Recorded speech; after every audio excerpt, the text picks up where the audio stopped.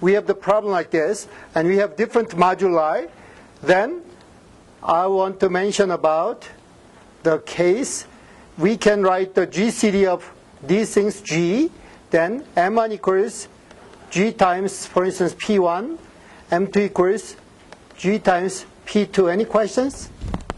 Then we can write down this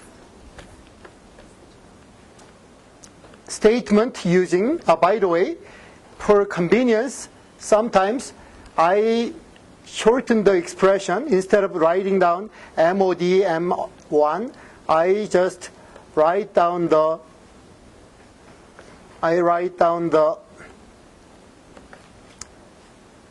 modulus downstairs, right? So instead of writing down full description, I sometimes abbreviate this way.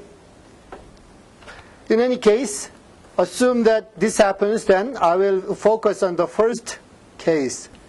Then can we rewrite it and take a look? I mentioned this many times. Then we can use smaller modulus such as G, or smaller modulus such as P1. Any questions? We can go from bigger modulus to a smaller modulus, right? To a smaller to a bigger is tough, right? But from bigger to smaller modulus is possible, as I mentioned before, right? The other way is not possible. Then with this, we still have the same statement. Do you get it? So all I did was using smaller modulus. So this is possible. So in this sense, we can rewrite the problem this way. X1, X equals A1, X is congruent to A1, G, X is congruent to A1, P1, right, from the first statement, and then from the second statement, X is congruent to A2, G, and then X is congruent to P2, P2 is downstairs, right? A2, I'm just rewriting these things using smaller moduli. So if you don't understand this step, ask me. Then, to be consistent, what condition should we have? We should have this condition. To have a legitimate or valid problem, we should have this condition. A1 should be congruent to A2 because we have the same modulus G, right? So this is required. If this is not satisfied, then the problem is wrong. We cannot solve the problem. So once we have non-relatively prime case, then all we need to do is decomposing. Using fundamental theorem of arithmetic, we can decompose the number to factors, and then for each factor, we can create smaller relation, right? We can create a smaller congruence. Then afterwards, you should check whether they satisfy this condition or not. If this is not satisfied, then there is no chance. There is no chance that this has a solution.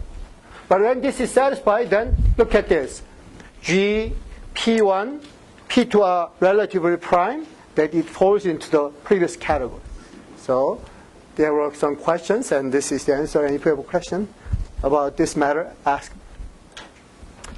Then the second step is the question someone asked. So as you can see, prove that, for instance, M divides something. So you are asked to prove that, for instance, 13 divides something, right? Or 9 divides something. So assume that you are asked to prove this thing. In the past, you should show that this number is m times some number, right? M times some number. M times some number. So you should show this fact in the past. But now, we don't have to. All you need is showing this mod m, right? showing this mod n. Do you get it? So in the past, you should find this kind of relation, but after learning this congruence relation, we don't have to rely on this definition. We can show that this is 0 mod given number. So let's use this fact to prove that 10 to the power of 2p minus 10 to the power of p plus 1 is divided by 13. In the past, we should use the product here, some factor here, factor times this one equals this one, right, in the past. But now, all you need to do is showing that this is 0, this is congruent to 0 mod 13. So let's do it. First of all, I will use the second column. 10 is congruent to, so mod 13 is assumed here, right? Mod 13 is assumed. 10 is congruent to what? Smaller number than 10, that is negative 3. Do you get it? 10 o'clock is the same as negative 3 o'clock. And if we square it, 10 to the power of 2 equals this squared, 9 o'clock. And then 9 o'clock is the same as negative 4 o'clock. And if we square it, 10 to the 4th power equals, oh, just a moment. Instead of just doing these things, I will multiply these two. If I multiply these two, 10 to the 3rd, 10 to the 3rd is multiplying these two numbers. It is 12, right? 12 is congruent to negative 1. So I get a very simple number. Then if we square it, 10 to the 6th, then it's negative 1 squared 1. So if you have difficulties, then ask me. I am just doing these things using simple calculation. Yes? We just squared negative 1, and that's how we got 1. Right. Negative 1 times negative 1 is 1. We apply usual multiplication law. And then whenever we need, we can just convert back and forth to reduce the size of the number, right? Then after this, what happens to 10 to the power of, for instance, 6 times k? What will happen? It will all become 1. Then we don't have to worry about big powers because any 6th power is 0. I mean 1. So we don't have to worry about these things too much. Then now let's divide the prime by 6. If you divide prime by 6, the quotient and the possible remainders are 0, 1, 2, 3, 4, 5. Any questions? So there are these 6 possible remainders. Assume that the remainder is 0, then p equals 6 times k. Is it prime or composite? Composite, right? 6 times k is composite, so it's disqualified. 6k plus 1 is possible. What about 6k plus 2? Is it composite or prime? Because of the factor 2, it is composite. 6k plus 3 is composite. 6k plus 4 is composite. Then only case that we need to concern is this case or this case, right? There are two cases we need to concern. So P could be 6k plus 1 or P could be 6k plus 5. So there are two cases we can consider. So let's write it. In case that it is 6k plus 1, so first case.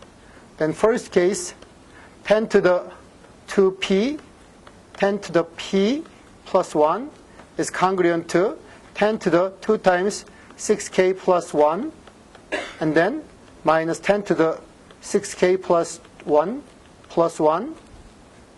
Then it is 10 to the power of 2.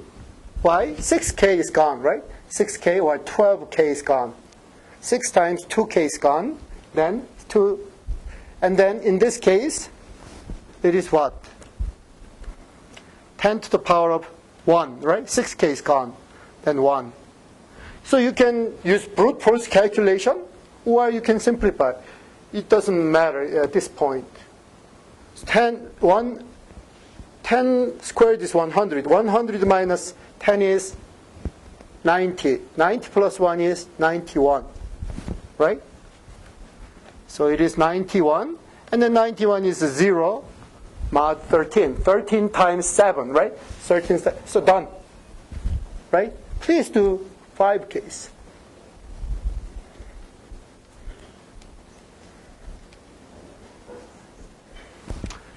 So one case is done. Second case can be done the same way. 2, 10 to the power of 2p minus 10p plus 1. And is equal to 10 to the power of 2, 6k plus 5, and then minus 10 to the power of 6k plus 5 plus 1. Then it is 10 to the power of 6k, 6 times 2k is gone, and then 2 times 5 is 10, but 10 is 6 plus 4, so 4's power. And then this is 10 to the 5th power plus 1. Then 10 to the 4th power was calculated before. Any questions? I don't really understand where you got 10 to the 4th and 10 to the 5th. Can you just explain it? I will do it. So take a look. Any 10 to the 6th power is 1, right? Any 10 to the 6th power is 1.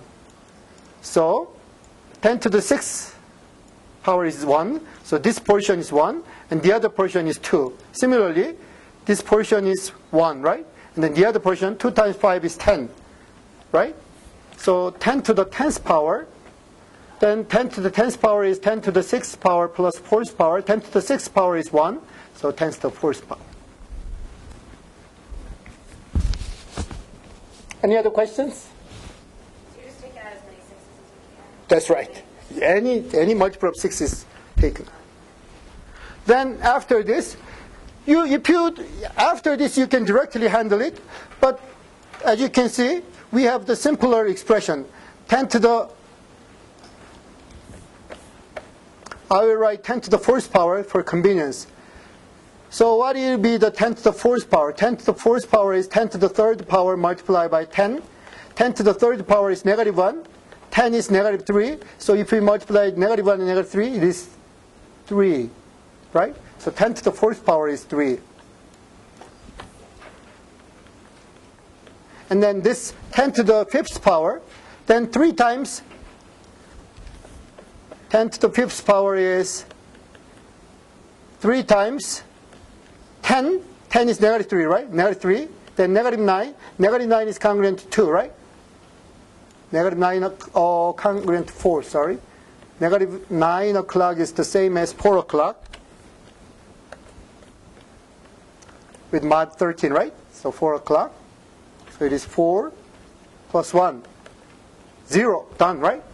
So by showing this, we prove that 13 divides the given number. So please check whether you completely understand this easy method compared to the previous case that we covered in earlier chapters. So this is very technical part, and you can master this technical part. You do all the operation that you did before, but we have one advantage. In the past, you couldn't handle the big numbers, but now big numbers become small. After, for instance, each 6, right? Each 6, we can return back to a smaller number.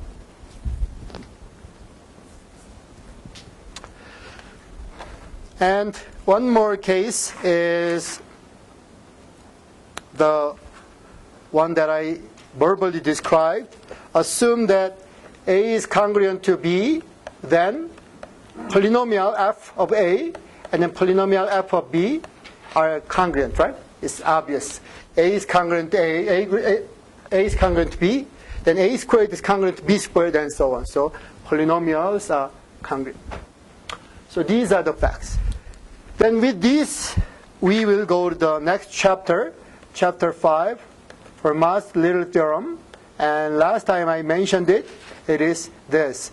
Any number, any non-zero number to the power of p minus 1 is congruent to 1 mod p.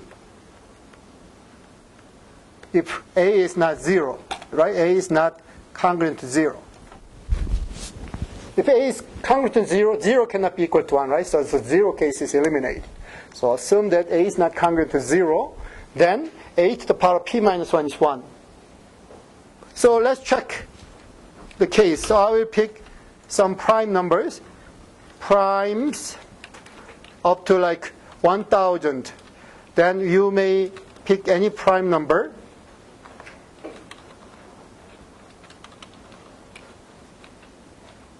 Primes are collected in K. K and is this 997. 997 is prime. So you may pick any number below 1,000. So what number do you like? You may pick any number. 997. Yeah.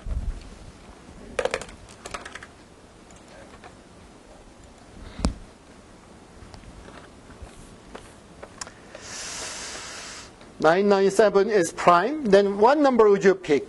Any number is okay, below 1,000. 246. 246. Then this is my claim. With usual calculation, this will explode. So let's take a chance. Let's do this 246 power 996. I don't think it can calculate. Let's check it. Right? MATLAB cannot handle this kind of number. Right? 246 to the power of 996 cannot handle.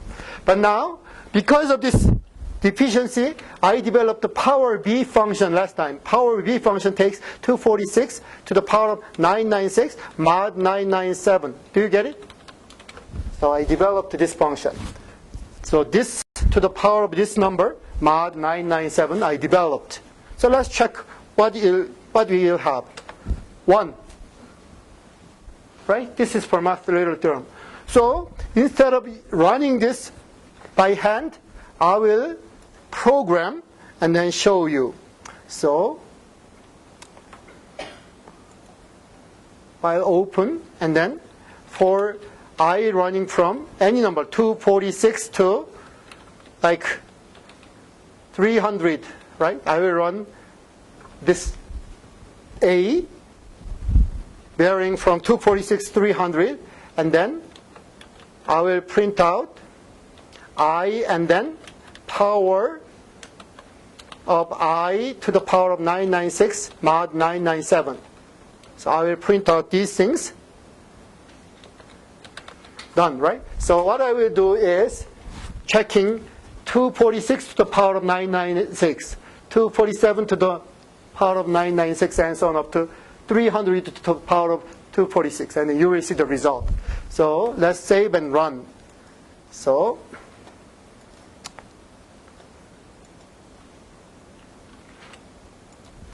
let's run it, and I will clear it to show you or track down the result. So let's run it. Take a look. All the time, you have the result equal to 1, right? For 246, 1, 247, 1, and so on. So no matter what number you use, it is 1. It is not very convenient to check it, but let's check all the numbers below.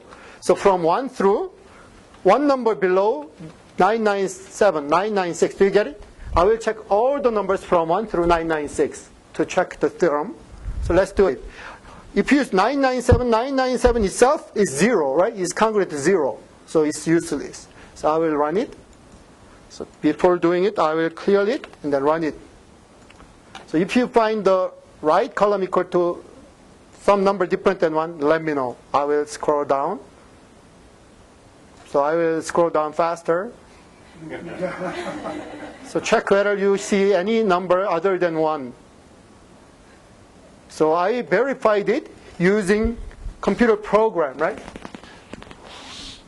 Then what is the point? Is it a computer science course? No, it's a math course. So there are two different approaches. Some people run this thing for prime number 2, 3, 7, 5, and so on, all the numbers, and then publish the result.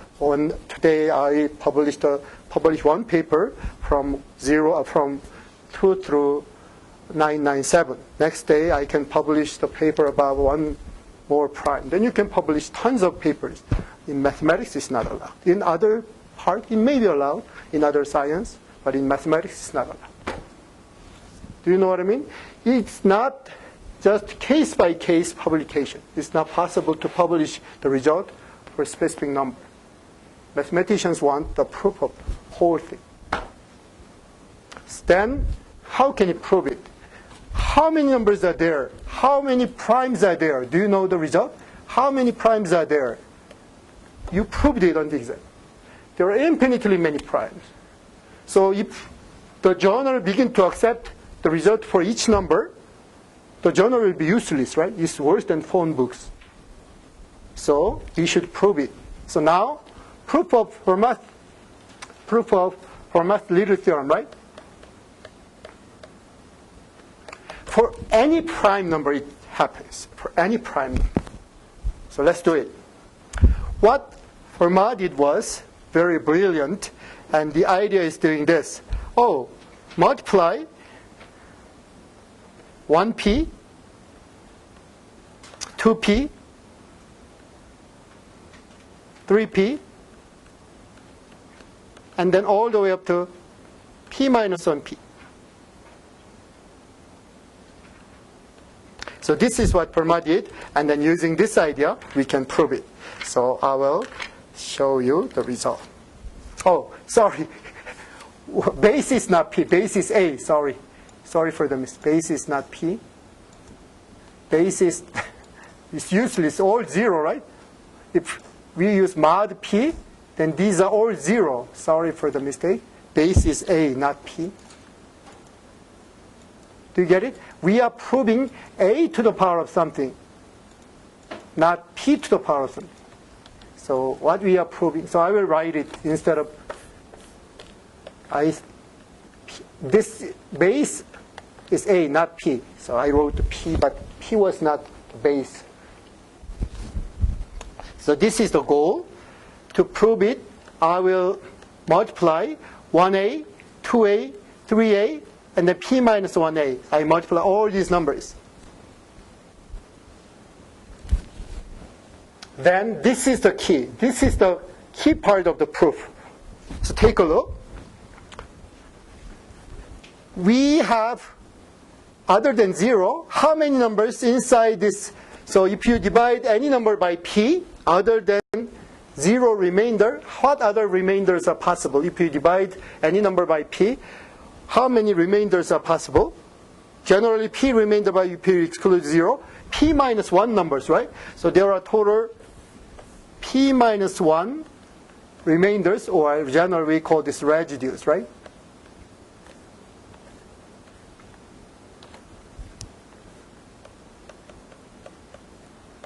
Right?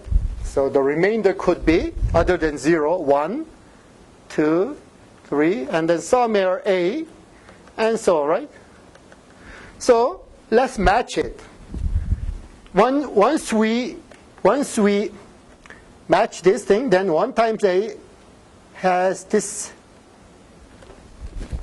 And then 2a may have something around here, right?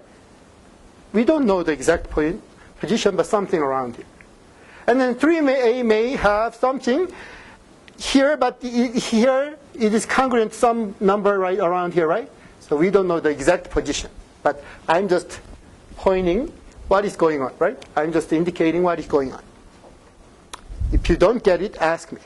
In other words, if you do matching, then 1a has a match here. And then 2a has a match somewhere if you divide 2a by p, right? If you divide 2a by p, then there is a remainder somewhere. and then we can continue these things, then you may wonder whether there would be a not one-to-one situation, right? One-to-many situation. You may wonder, right? In other words, something may have nothing, something may have too many. Will that happen? That's the part that I will prove. Assume that we have a one-to-one match. Then what does that mean? The set of this number multiplied together, right? The set of this number multiplied together is equivalent to or congruent to the multiplication of these numbers. If you don't get this idea, ask me. The multiplication of these numbers, term numbers, is equivalent to or congruent to the multiplication of this number if we show that there is no mismatch. There is no one-to-many or one-to-zero situation. In other words, there should be one number downstairs, one remainder downstairs. Any questions? Then first of all,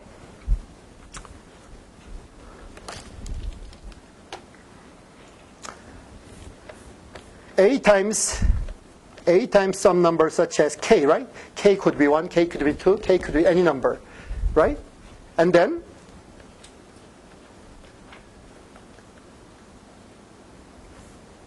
I used k, so I will use a different letter. K, L, and I will use S, right? SA. Assume that KA and SA meet at the same place. Do you know what I mean? So what I want to consider is any kind of one-to-many match. In other words, I indicated these things, but now I only want to focus on one case. Assume that somehow some number here goes to this place, and then other number somewhere comes to this place, right? So two numbers come to the same place. This is the case that I want to concern. Do you get it? Or not? In other words, somehow we arrive at the same destination with two different numbers in front of A, right? We attached many numbers in front of A, right? You attached 2, 3, or up to p minus 1 numbers. So somewhere we pick, such as this number, somewhere we pick, and then they arrive at the same destination. Then I want to show that K and S are equal. No other way. I will show it. Let's do it. With mod P, right? Then with mod P, what can you say? K equals is congruent to S mod P. Why? By cancellation. Usually, when we do the cancellation by A, then mod changes to what? Mod P over GCD, right? Mod P over GCD, where GCD is A, P. Do you get it? I mentioned this many, many times. So when we apply the cancellation law, we should usually reduce the modulus. Then what is the rate of change? We should change this modulus to P over GCD. And the GCD happen to be what and what? GCD of this K, this A, right, common number. And then this P itself. P is prime and A is not 0. So this is what? 1. The same thing, right? So what did he prove? K and S are congruent. We chose K and S between 1 and P minus 1. So they should be equal. Done, right? In other words, once we find something, there is only one sender. There are not two senders. Do you get it? So once you pick it, then it comes from one sender. Then take a look. There are finite number of elements, and then it has only one sender. So each element here has one sender, and the number of elements in each set is the same, right? The number of elements are the same, right? The number of elements are the same. Then the numbers of I will write it. So the numbers, so total there are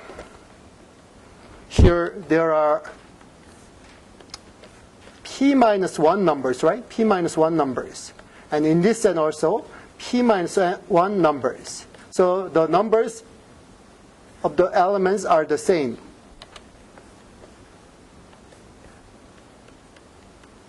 Do you get it? So they have the same sender if we have the same destination. And then the number of elements are the same. That means we have one-to-one match. So this means if you multiply 1a through p minus 1a, then multiplying them is equivalent to multiplying 1 through p minus 1.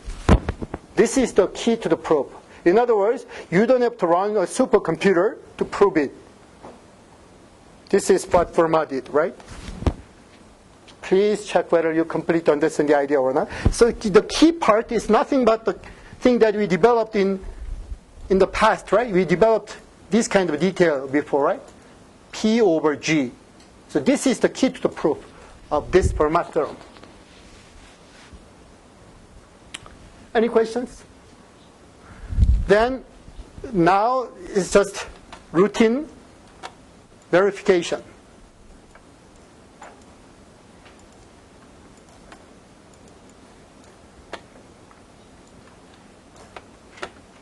So take a look. 1a, 2a, p minus 1a multiplied together is congruent to 1, 2, 3 up to p minus 1.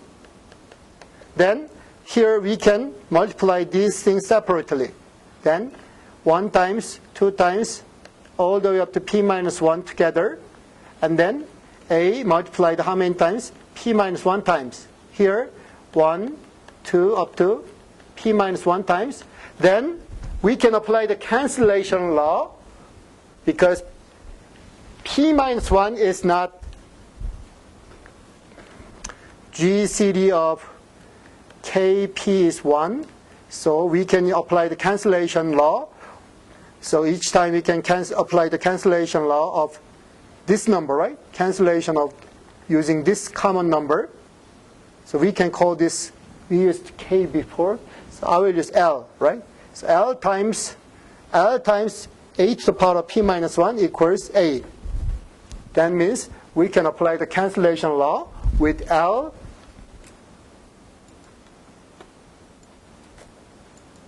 Do you get it or not? If you don't get it, ask me. So apply the cancellation law because of this. A to the power of p minus 1 is congruent to 1 mod p over g, where g is nothing but GCD of L and P by cancellation law, which happen to be 1. So this is the completion of the proof of the Fermat theorem. So please let me know whether you have difficulties or not.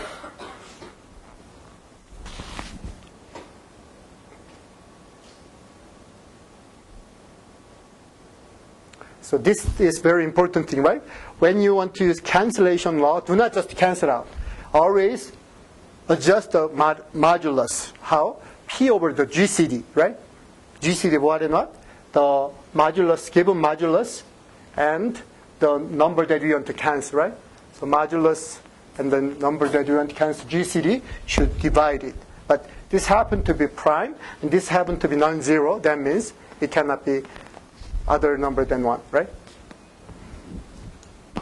So we complete the proof of Fermat later theorem. In other words, you don't have to run a supercomputer, or you don't have to publish 1 million papers on these things, because we have the complete proof. It's not proved in computer era. It was proved about 17th century. If you don't have a question, I will continue. If you have a question, ask me. But it is very inconvenient to say, oh, if A is not congruent to 0, then A to the power of P minus 1 is congruent to A. Right? It is not, 1. It is not very convenient to say this thing, because people do not want to attach any condition. So what I want to do is multiplying A to both sides. So if I multiply A to both sides, then A to the power of P, and then A. So it holds for non-zero number, but even when A is 0, it holds, right? 0, 0. That means with this, we can remove the condition, right? So it's corollary, right? It's easier form than the previous one, right? You don't have to attach, right? You don't have to attach this kind of thing. Just a to the power of p is a.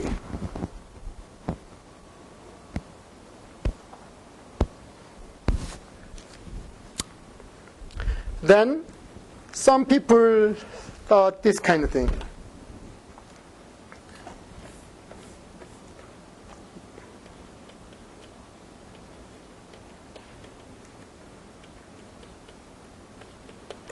Whether a given number is prime or not is extremely important. It's like checking whether our steel is like strong enough or not. Do you want to use some steel having some holes inside? If you want to like create some railroad, then you want to use steel having holes? No. The same. We want to use prime numbers. Prime numbers are usually strong. So we want to check whether a number is prime or not. So give me any number that doesn't sound to be composite. Is prime will detect it. So one number is usually like 1, 2, 3, 1. What do you think? Will it be prime or not? If it's prime, it will give us 1. If it's not prime, it will give us 0. So what is your prime? Great. Then 1, 1. Is it prime? Are you a human computer?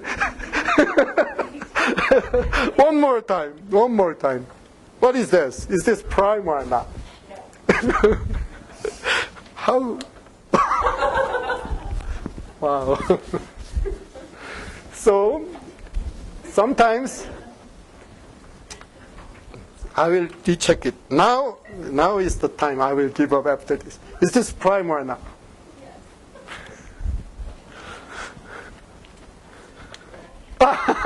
Phew, I'm relieved. So it's not urban legend. Is prime detects whether a number is prime or not, but as you saw here, it detects it very fast. But in our logic, to check whether something is prime or not, we should divide it by any smaller number, right? By some smaller number, smaller prime. In other words, divide by 2, 3, 4. But it takes some time. But it doesn't take a long time to calculate it. Why?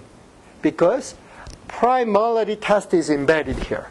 Primality test is embedded here. Then how can you check whether something is prime or not? So there are some direction that we want to follow. Of course, I don't give you the answer right now, but I'm going into this direction. So with this in mind, people consider some test. If it is prime, if P is prime, then 2 to the power of P minus 1 is congruent to what mod P?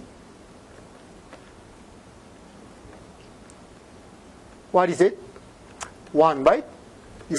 This is by what theorem? Fermat theorem.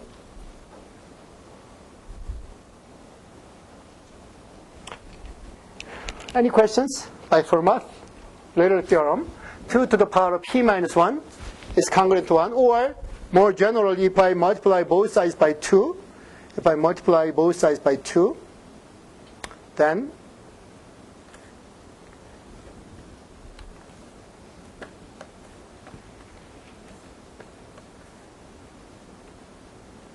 we get this result, right? So if P is prime, then 2 to the power of P equals 2. Do you get it or not? So let's check it. You pick any number for this P. For instance, 2, 3, 3, right? So to check whether this is prime or not, what I will do is 2 to the power of 2, 3, 3, right, equals or not. Or a little bit differently. 2, 3, 3, 3. Minus 2 is divided by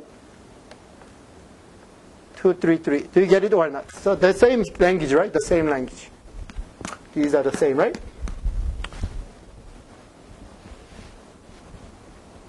So let's check it. So why did I develop power B? Because I want to use it in this kind of situation. So mod 2 to the power of 233 with 233. So this is the one that I will calculate. Do you get it? 2 to the power of 233 mod 233 should give us 2. Mine is power B, right? Power B. It is 2. So it satisfies it, right? But some of you may notice some logical flaw. What is it? This is obvious because of what? Fermat's little theorem. It's not a magic. It's not a special thing because if P is prime, this happens, right? This happens. But can you guarantee the other way? In other words, this way is what? Fermat's little theorem, right? But assume that the other way happens. Then can you say that P is really prime? So what is your guess? This way is obvious because Fermat's little the other way. Can you say the other way or not? So let's vote. If you think the other way is valid, then say yes. If you don't think so, say no. So who says yes? Who says no? Great. So let's check it. I will use some number given in the text.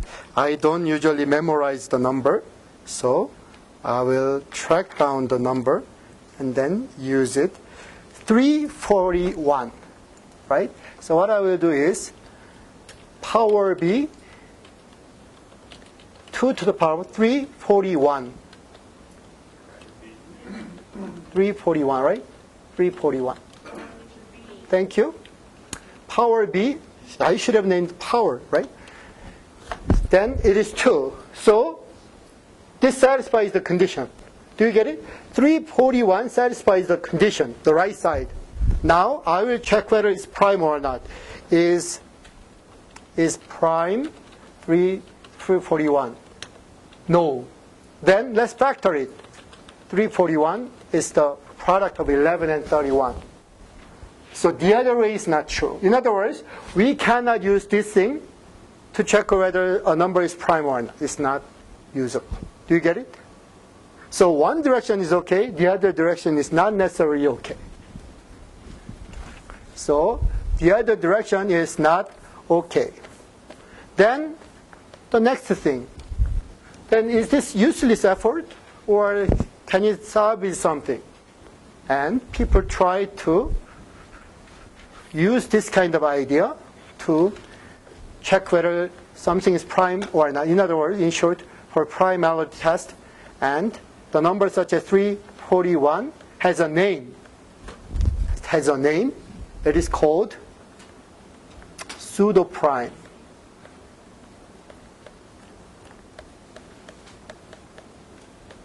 In other words, it's not prime, but it behaves like prime in Fermat's little theorem. Do you get it or not?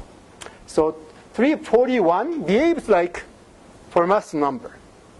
I mean, behaves like prime in Fermat's theorem, right? When it's prime, this satisfies. So the right side is satisfied. So more precisely, why should we check whether something is prime or not? First thing, but it's definition, right? It's nothing but just definition. To check whether something is prime or not, we should check whether the number is composite or not. If it's not composite, it is disqualified.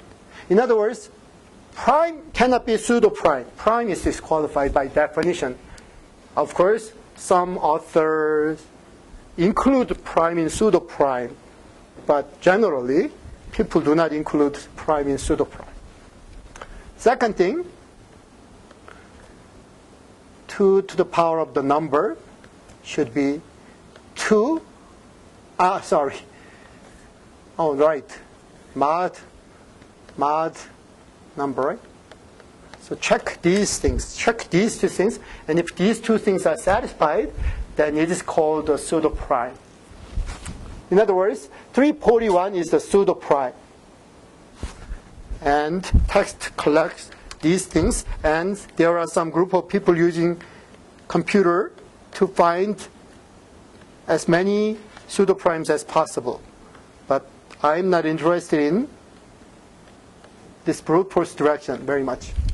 So this is the brute force direction. By running computer from 1 to 3 and so on, we may detect some pseudo-prime, then we can make a list, right? So if you type pseudo-prime on Yahoo or Google or any search engine, you may find a bunch of pseudo-prime numbers. How many can you guess? So generally, how many means? Great. Are there infinitely many or finitely many? Then there are infinitely many pseudo-prime numbers. So there are infinitely many pseudo-prime numbers. In other words, you can spend your life to find pseudo-prime numbers.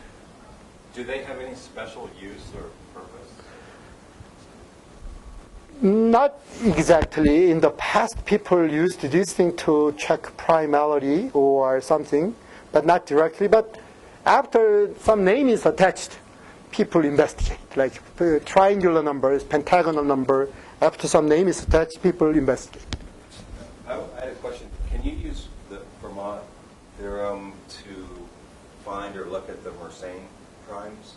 I will briefly mention about that direction too. Okay. Yes. Roughly, we use this kind of thing. First, Mersenne number prime, which has 2 to the power of this kind of form, right? So like usually, sometimes first or second or just n. And then sometimes this is the ordinal number, the first Mersenne or second. Sometimes people do not use it, like 2 to the power of 2 and so on. And then these kind of, or sometimes attached.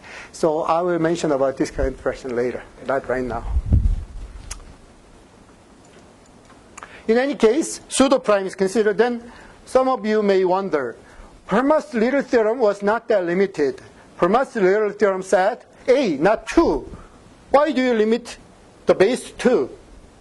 Of course, I don't have to. So pseudo-prime can have expansion, right, or extension. So extension of pseudo-prime is pseudo-prime to the base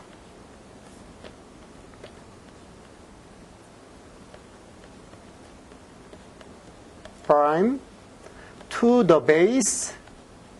For instance, 5 is possible, right? Pseudo-prime to the base 10 is possible, right? Or pseudo-prime to the base 9 is possible. Pseudo-prime to the 7 is possible, right? So you can use any base which is relatively prime to the number. Any questions? So pseudo-prime to the base 5 is possible instead of 2. So if you don't mind, I can cover one more definition. What about some number satisfying this thing? For all primes, right? For all primes below that number, less than the given number, the Fermat or corollary to Fermat is satisfied. In other words, for all prime A, right? For all prime A, these are satisfied. For all prime A, these are satisfied.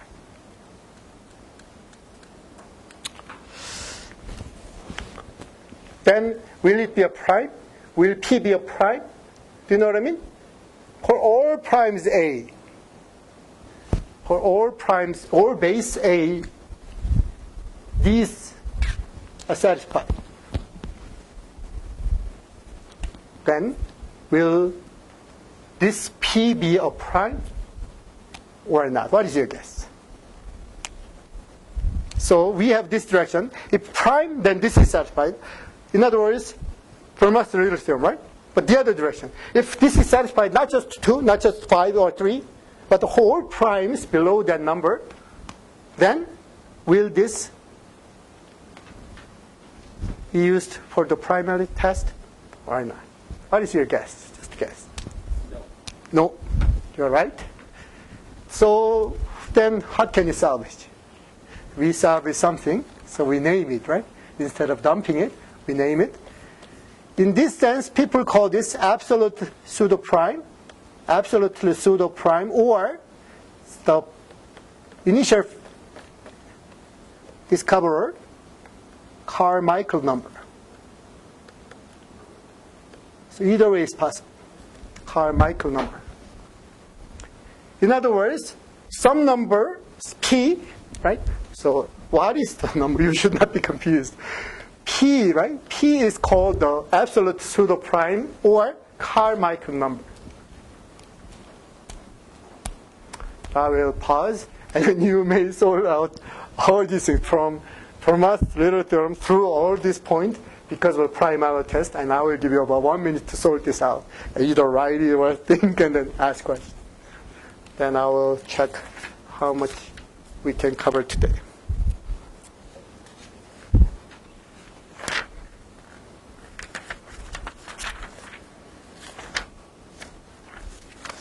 We may cover Wilson.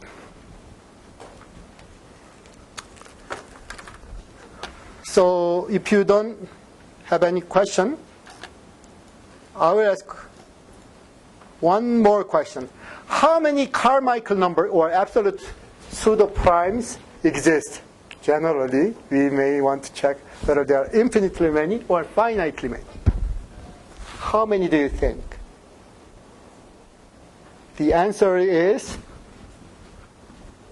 there are infinitely many Carmichael numbers, right? Infinitely many. Then instead of worrying about just prime A, because if we decompose A, then A means what? A is small prime number factor, right? That means even if we compose, power just can distribute, right? So no problem, right? So we can relax the condition to all number below the prime number, right? All number greater between 1 and then even 0 is possible, right? 0 is possible, right? Between 0 and the number itself. Even if we can add, it's not a good idea to add because it is congruent to 0, right? But we can add any number, right? For any number, this is that. So we showed everything necessary, and if you don't have a question, then I will continue. So take a look, just summary. If it's prime, a to the power of p is equal to a, right? Or congruent to a. That's the fact. Then now, we want to consider 2. 2 to the power of p is p. Then it is true, itself is true, but the other way is not true. In other words, that doesn't mean it's prime. So it's called pseudo-prime. Why 2? Is 3 or 5 or other things. Then they are called pseudo-prime to the base something. Are there numbers satisfying this thing for all numbers? Yes, but still not prime. So what is it? Carmichael or absolute pseudo-prime. And how many of those types? Infinitely many. That's it. That's the thing. Then the next thing is, I may cover up to this point because I should attend some meeting right away. It's called Wilson theorem. I multiply these things together and then got something. Then now I want to consider the other way. So check it. For instance, I multiplied 1a, right? 1a, 2a, up to p minus 1a to get the proof, right? So this is the proof. Then what I want to use is the other way that Wilson developed. What Wilson developed was this one. Assume that we have after detaching it, 1 through p minus 1. After detaching it, then what will happen? This was the question.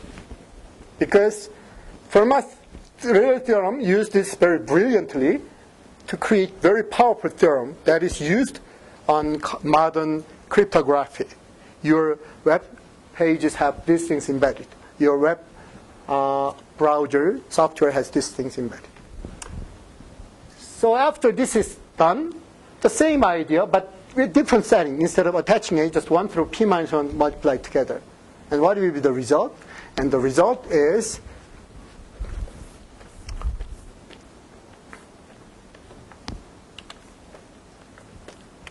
p minus 1 with congruence, or with mod p, this is the same as negative 1, right? So this is the result. Then why? If we use cancellation, and then it means 1 through, or 1 can be also cancelled. 2 through, p minus 2 should be congruent to what? If we use cancellation of p minus 1 factor and 1, then 2 through p minus 2 should be what? What is your guess? If you use cancellation. So take a look. If we cancel out p minus 1 from both sides, then what would you get?